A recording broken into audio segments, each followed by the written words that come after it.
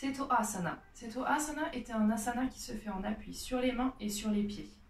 Il est aussi appelé le pont. Contrairement à ce que vous pensez, ce n'est pas le pont qu'on a l'habitude de faire en français. Celui-ci est appelé la roue en sanskrit. Donc, on va commencer du coup par s'étirer dans un premier temps, donc au niveau, parce que ça va beaucoup solliciter l'ouverture des épaules, on va commencer par s'étirer du coup au niveau de la cage thoracique, l'ouverture de la cage thoracique et les épaules. Vous allez prendre vos mains et les lier dans votre dos comme ceci, d'accord? Donc hop, comme ceci, je lie les mains et je les pousse. Et là, je vais ouvrir ma cage thoracique et chercher à monter les mains et redescendre, expirer.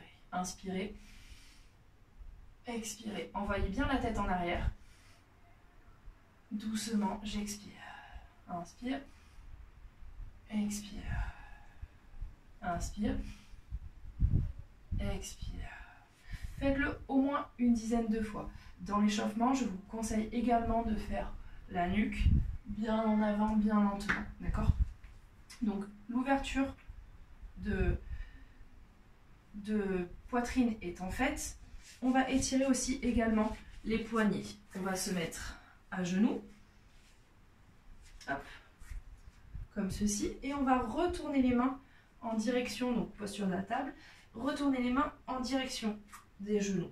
Puis on va rapprocher les doigts des genoux et on va s'asseoir doucement sans avoir la main qui se décolle au niveau du tapis. Si ça se décolle, dans ces cas-là, on soulève les fesses. On peut crocheter les pieds si c'est plus facile. Et si, lorsqu'on a les doigts au niveau des genoux, ça étire pas assez, dans ces cas-là, on recule. Peut-être pas autant. On recule les mains du coup pour pouvoir toujours s'asseoir et garder la totalité des mains en contact avec le sol. Faites 10 cycles de respiration sur les poignets. Pourquoi? Parce que c'est une posture où les poignets du coup vont être avec les mains comme ceci en arrière. Une fois qu'on a fait ça, on va commencer du coup à faire Seto Asana. Pieds au sol, fesses au sol et mains en arrière. On va commencer en fait à faire une table mais dans l'autre sens. Donc on va bien ouvrir la cage thoracique. Les pieds sont à la largeur du bassin, les mains si possible à la largeur des épaules, pas trop ouvertes. Et on va du coup monter le bassin pour arriver à aligner et basculer la tête en arrière. Donc aligner les genoux, les fesses et les épaules et basculer la tête en arrière. Restez 5 cycles de respiration comme ceci, puis reposez vos fesses, relâchez vos bras. Vous pouvez ressentir une petite tension au niveau des coudes, c'est normal. Et enroulez-vous, expirez, prenez votre récupération comme ceci. Vous pouvez aussi vous étirer en inspirant et en expirant comme ceci. J'inspire et j'expire. Une dizaine de fois pour la récupération. Si vous avez du mal du coup à monter comme ceci, vous pouvez également le faire main sur des briques. Ce sera plus facile. Hop. Donc main en arrière, posée sur des briques. Hop. Et je monte. Ok. Pareil, je monte, j'aligne, j'ouvre bien la cage thoracique et j'envoie la tête en arrière doucement, sans me faire mal. Si j'ai du mal à lever mes fesses, je peux également mettre mes fesses sur des briques. On peut être hop, très raide au niveau du bassin et avoir du coup besoin d'aide au niveau du bassin. Et dans ces cas-là, vous pouvez rester sur cette posture-là et que ça vous étire déjà bien assez, donc au niveau de la cage thoracique, au niveau du bassin.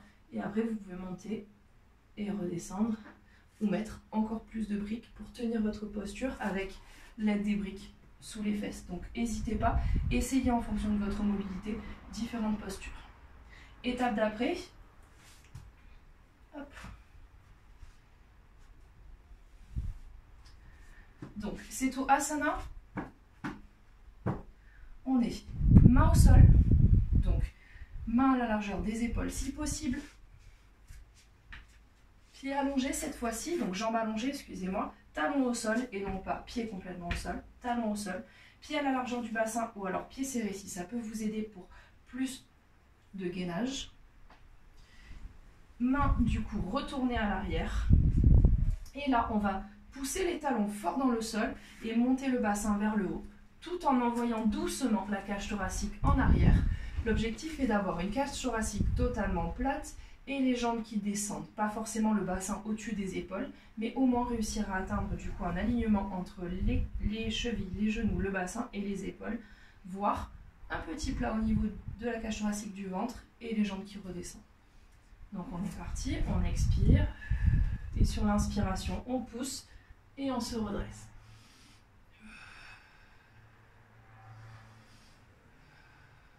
Et on tient 5 cycles de respiration, puis on relâche et on vient en pince faire sa récupération. On relâche complètement. Et pour les personnes du coup qui sont un peu moins souples, on peut essayer aussi avec les mains sur les briques. Vous avez donc réalisé ces 2 asanas.